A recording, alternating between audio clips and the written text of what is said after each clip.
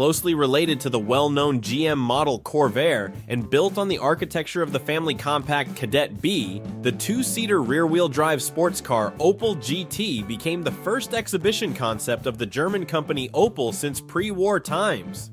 Moreover, the production version of the Opel GT, produced from 1968 to 1973, was so similar to a famous American sports car that it is still often called the Little European Corvette, and sometimes the Poor Man's Corvette.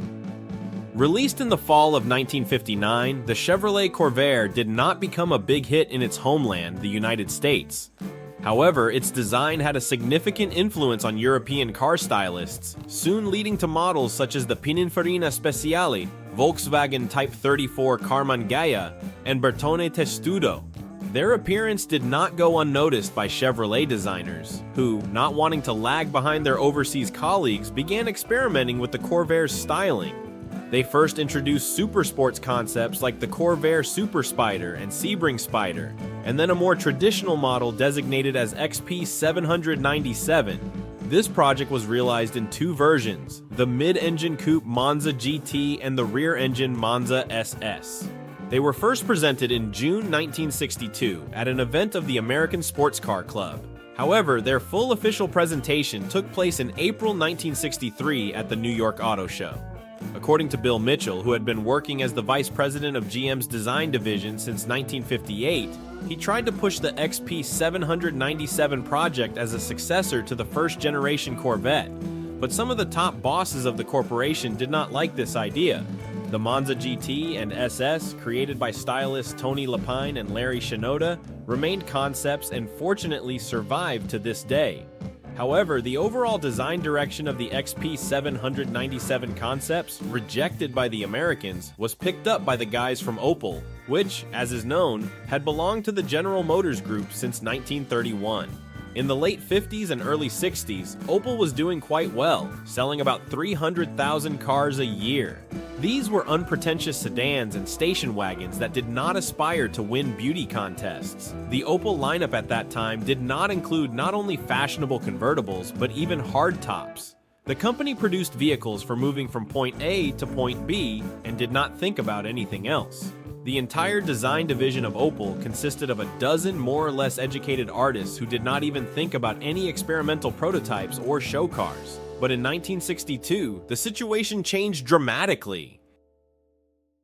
No one other than Claire McEachin, an experienced Chevrolet stylist responsible for the design of the Chevrolet Nomad and the Corvair, was sent from the States to Rüsselsheim. Over several years, McEachin managed to significantly expand Opel's design department, and the new models presented in the 60s increasingly began to use purely American features. It was at this moment that Opel, for the first time in its post-war history, decided to try its hand again in the luxury car segment and began developing large and luxurious models of the Kadett family, executed in a distinctly American style. I've already told their story in a previous issue. Additionally, McEachin organized a separate advanced design division within his department, headed by Erhard Schnell, who had been working at Opel since the 1950s. In secret from Opel's management, Schnell and his small team began developing a sports model designated as Project 1484. When, several months after the start of work, this project was shown to Mr. Nelson Stork, Opel's managing director, it was quite similar to the Chevrolet Monza GT, although it did not use either the mid-engine layout or the Corvair chassis. Bill Mitchell later claimed that it was the Monza GT that formed the basis of Project 1484, despite the fact that McEachin did not participate in the creation of the Monza and had left for Germany before the XP 797 was first shown to the public.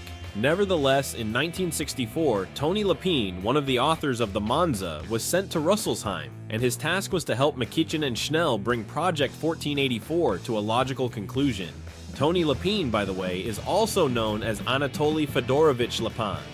This man, who emigrated to the States from Soviet Latvia after serving in the Air Force, became the chief designer at Porsche in 1969, where he worked for the next 2 decades.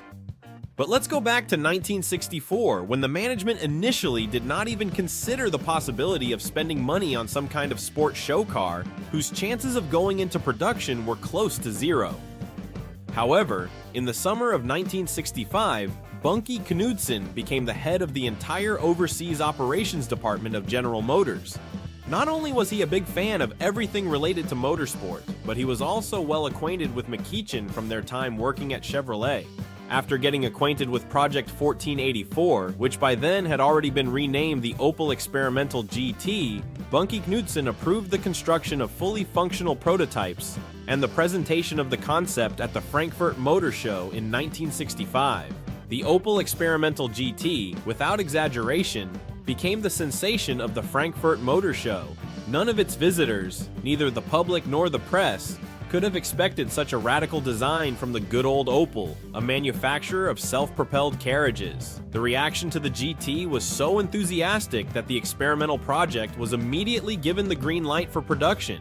However, the management of the German company was well aware that their new sports car would not and should not become a competitor for Lamborghini, Ferrari, and the like. It was primarily supposed to be affordable for Opel and everyone else secondarily. Therefore, there could be no question of building a new body line for the GT or creating some new special chassis for the model. Therefore, as the donor platform for the sports car, the engineers chose the new Kadett B, which debuted in 1965.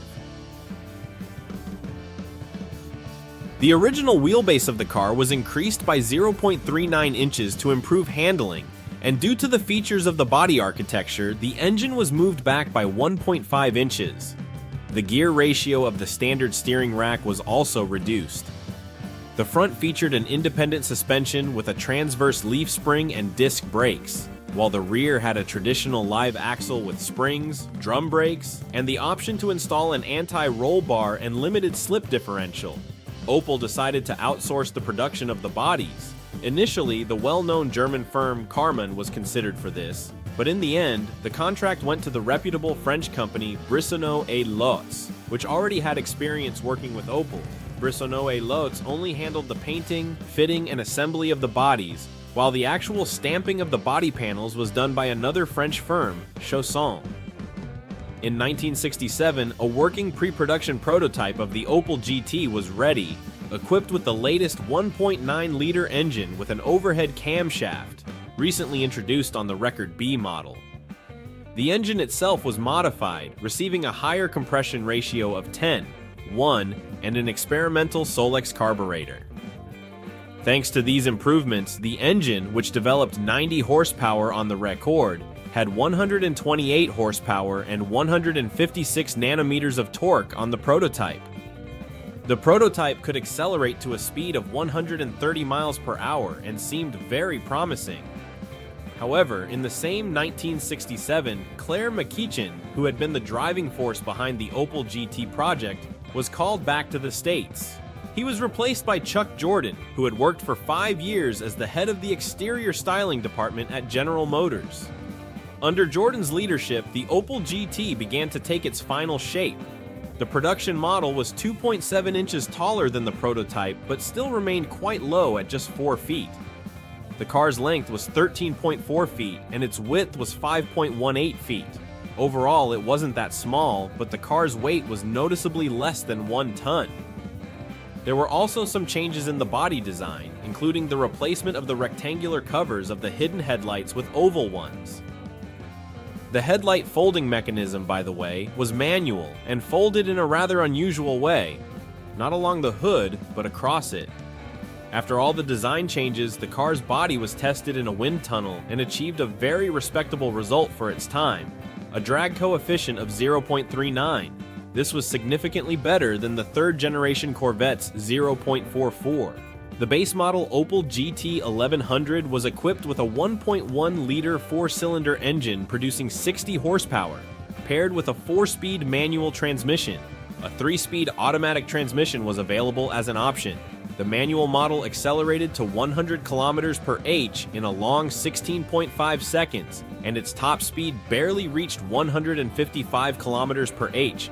In Germany, this model cost 10,800 Deutsche Marks, which was $2,750 at the exchange rate of the time, or $21,400 in today's money.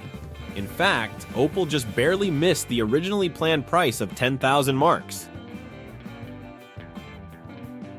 The senior European model GT 1900 received a standard 1.9-liter engine from the Record with 90 horsepower under the hood, as its modified 128 horsepower version turned out to be too expensive to produce.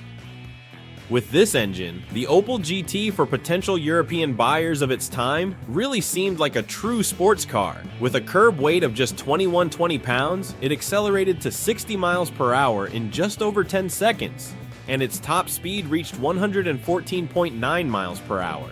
As a bonus, it had a very modest fuel consumption of 8.5 liters on the highway. The price for the 1900 started at 11,900 Deutsche Marks, which was just over $3,000 in those days. This was a bargain compared to the price of a Porsche 912, for example, but quite a serious amount compared to the new Ford Capri 1700 GT, which was almost 3,000 marks cheaper. Interestingly, when the Opel GT debuted on the market in the fall of 1968, it received a very mixed reaction from the European automotive press. Some claimed that the car looked much worse than the original experimental GT prototype and especially lamented the direct kinship of the GT with the plebeian Kadett.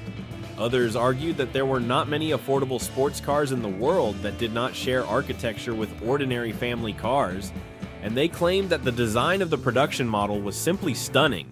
The Italian magazine Autostyle in particular called the GT the most stylish European production car of 1969. In terms of handling and road behavior, the sporty Opel had little to boast about. The narrow 155 tires on 13-inch wheels did not provide enough grip on the road during turns. The standard Kadett suspension also added to the problems. The GT suffered from serious body flex during active driving and less serious understeer. Contemporaries called the model's handling un-German, more American. However, the installation of optional reinforced suspension, limited slip differential, and rear anti-roll bar significantly smoothed out most of the handling problems. However, all these things were only available to European buyers, while they were not offered on the American market at all, for the simple reason that the American GT's suspension was already reinforced and was essentially unchanged from the tuned Euro model Opel Kadett Sport, also known as Kadett Rally. At the same time, the American versions of the GT 1900 had a claimed power output of 102 horsepower. In the first year of production, the Opel GT sold quite well, over 30,000 units, of which almost 12,000 were sold in the United States. Almost 90% of the sold models were equipped with 1.9-liter engines. When the sales results for the following year, 1970, were summed up, it turned out that Americans liked the German sports car much more than Europeans did. The GT looked almost as cool as the Corvette and drove not much worse than the new Datsun 240Z, but it cost much less. The story with the Datsun was a bit different. The Japanese model was priced only $200 more than the German one in the US. However, in the first year of sales, there was a waiting list for the 240Z, and buyers had to wait for new batches of cars to be delivered from Japan, whereas the GT was available here and now at one of the 2,000 Buick dealerships across America. As a result of the 24,000 GTs sold worldwide in 1970, more than 85% went to the United States market. Despite a slight decline in sales, the GT was still considered a successful model by Opel standards, and the company allowed some of its dealers to sell tuned versions of the model. In Italy, for example, the Squadra Corse GT modification was offered, prepared according to Group 4 requirements by the Turin firm Virgilio Conrero. The engines of such models produced 185 horsepower, and together with other improvements, turned the GT into a rather serious racing car that managed to achieve some success in various European competitions. The Grad Racing team prepared several seriously upgraded GTs for their own needs, with engines boosted to 200 horsepower. A man named Klaus Steinmetz, who had previously worked at BMW, even set up small-scale production of upgrade packages for standard GTs, increasing the power of the standard 1.9-liter four-cylinder engine to 107, 140, or 200 horsepower. In the US, Opel GT bodies became very popular with drag racers, who built extreme gassers based on them. competing in the dying gasoline class.